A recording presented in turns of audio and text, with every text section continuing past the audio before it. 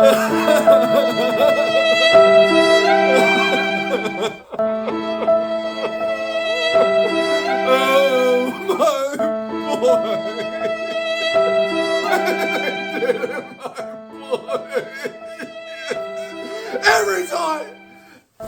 time, those Russians, they hate Australians, they hate them. Okay, legends, that was the worst card we've had since UFC 277, Amanda Nunes headlining anything. That was the worst card we've had since Rose Namajunas versus Carla Esparza. That card was rigged. That card was anti-Australian propaganda. I hated every minute of it. No, that was a pretty great card. Pretty great card. I didn't watch the entire thing. I do have to catch up on the entire event because it started over here at 2 a.m. in the morning, but I watched the entire pay-per-view, and Khamzat Chimaev bloody called it perfectly, didn't he? All of Australia would be in tears. And let's go through, I just wanted to go through some notable highlights.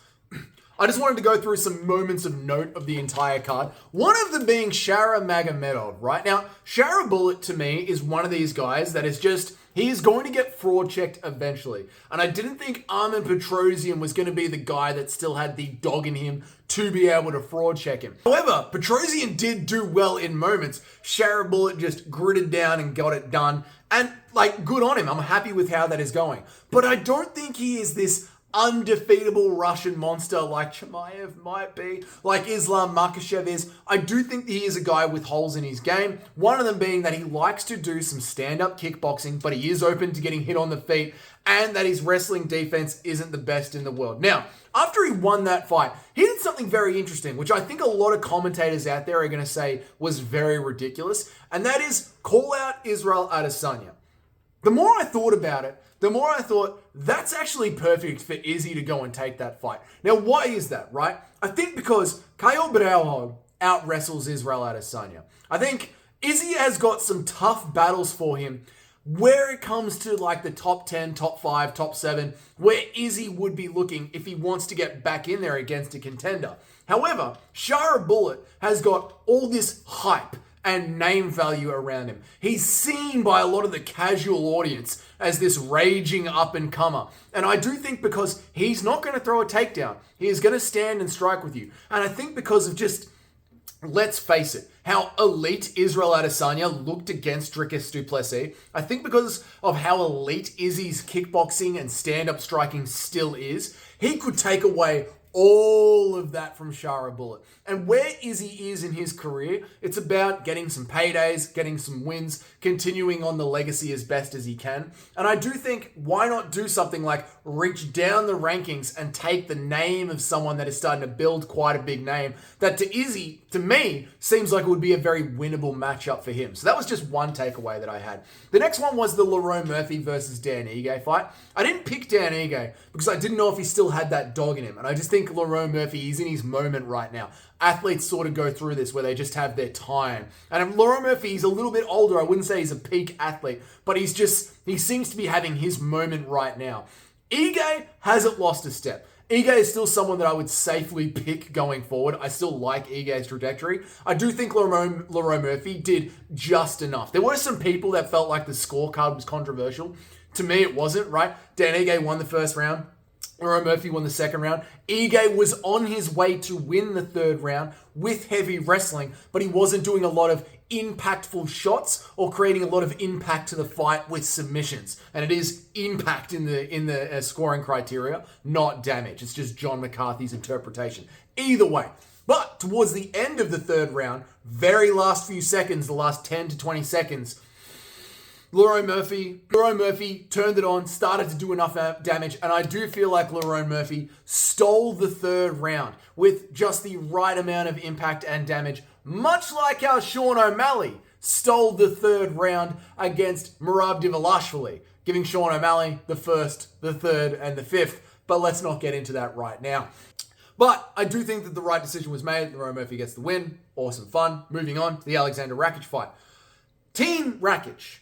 Your corner lost you this fight. Now, I give Alexander Rakic a lot of credit. He's a strong Austrian man, and he wants to LARP as a Serbian guy. And I get it. Who wouldn't want to LARP as a Serbian bloke? The Serbs, they're absolutely chads. But He's an Austrian man with a bit of Austrian-style kickboxing, and it didn't do that well in there against Magomed Ankalaev. I think Alexander Rakic won the first round pretty clearly, and then Magomed Ankalaev turned it around and just started doing a little bit more accumulation of shots, landing the better shots, and eventually did get away with the win. Second round, I would have given it to Magomed Ankalaev. Third round, Magomed Ankalaev. Now, Magomed went on to call out Alex Pereira.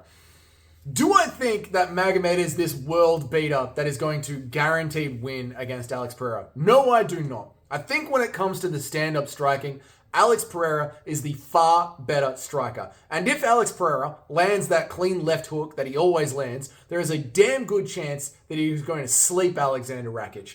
However, I do have to say though, if Magomed Ankalaev can survive that hard hook from Alex Pereira, I do think that as the fight goes on into the later rounds, there is a very good chance that we see Ankalaev push Pereira up against the cage and start to have a very Mario Batista-esque fight against Pereira and could end up getting the win. That is something to watch out for all the Alex Pereira fans. Apparently, if you paint the picture of that very possible scenario, you hate Alex Pereira. Don't know where that comes from. That's just something that I can see happening in the future. Do I think that it is going to be Alexander Rakic? Why do I keep saying that? Because I thought he was always going to win. And he didn't win. He lost. Horrible card.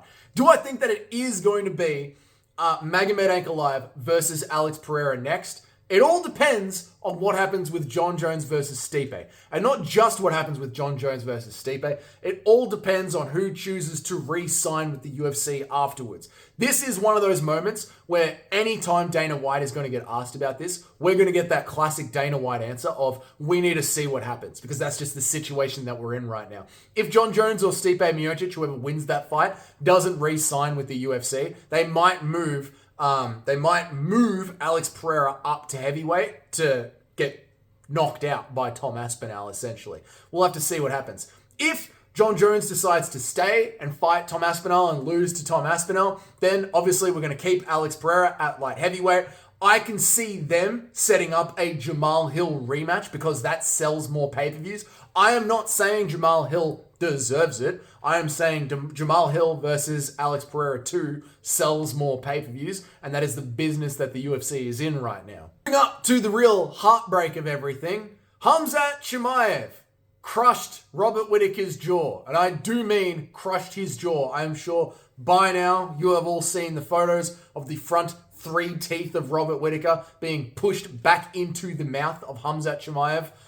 Oh my God, disgusting from Khamzat Chimaev. Robert Whittaker has had jaw issues in the past, but either way, that is just insane. When I watched it live, my initial reaction was, how could this be happening? What is wrong with Robert Whittaker? Why is he tapping so quickly? What is still insane to me is just the speed of the jaw crush, how quickly that happened. And slowly, all that was running through my mind is how heavily Khabib had his squeeze on Conor McGregor, because it was Khabib's goal to do that to Conor, and he was giving it everything he had to try and get that jaw to pop, and it just didn't happen. However, with Robert, instant. Well done Chimaev. Well done to the Chimaev fans. Well done homework. We had a pretty good back and forth going into it. Does Khamzat Chimaev deserve the next title shot with Dricus du Plessis? He deserves a title shot with Dricus du Plessis.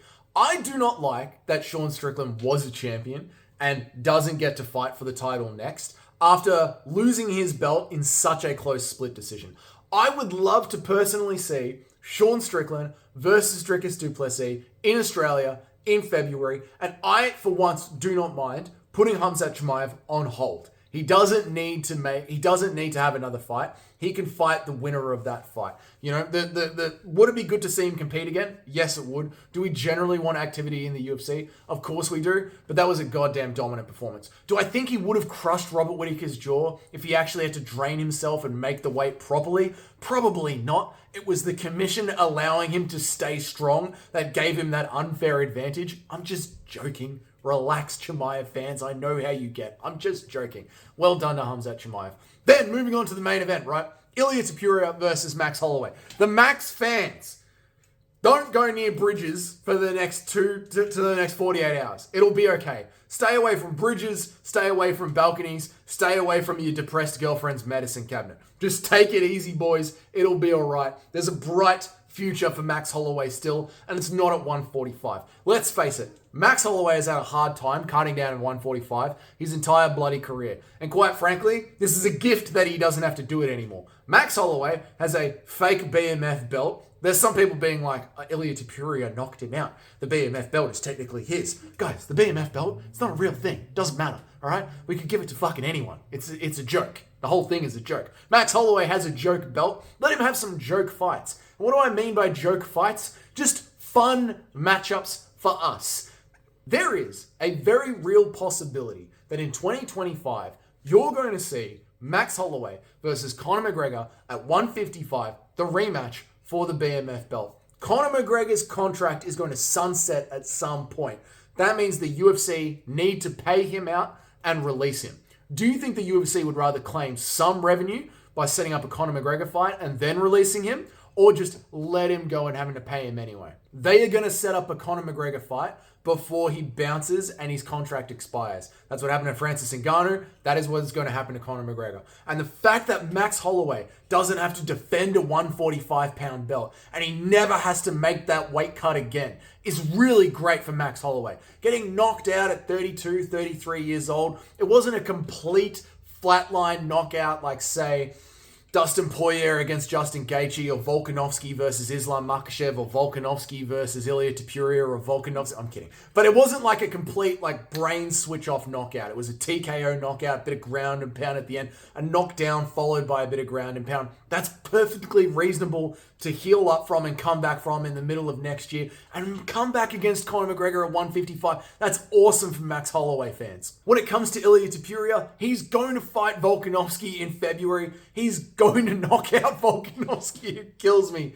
But Volk deserves that fight. He was a great champion, one of the best featherweights of all times. I don't want to see that fight.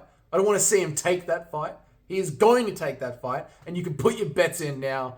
Ilia Topuria, round 1, round 2, easy knockout for him. It sucks. And then move on to Diego Lopez. Beautiful featherweights going along nicely. Overall, apparently UFC 308, the entire card was an absolute banger card. I will have watched it by the time this video was released. But if you guys follow the live streams, you know I got some personal stuff going on in the back end. That is it for now. There will be another live stream within 24 hours, 48 hours of this video dropping live on your YouTube playlist. So if this is your first time here, g'day. My name is Dougie. I make an MMA video every single day. I try and go live about 3 times a week. I've been pretty consistent with that lately. So if you want to subscribe and hit the notification bell for when I go live, you can always do that. And if you're already on board with the channel, hit that like button. It helps the channel grow. And until then, boys, I will see you all in the next video.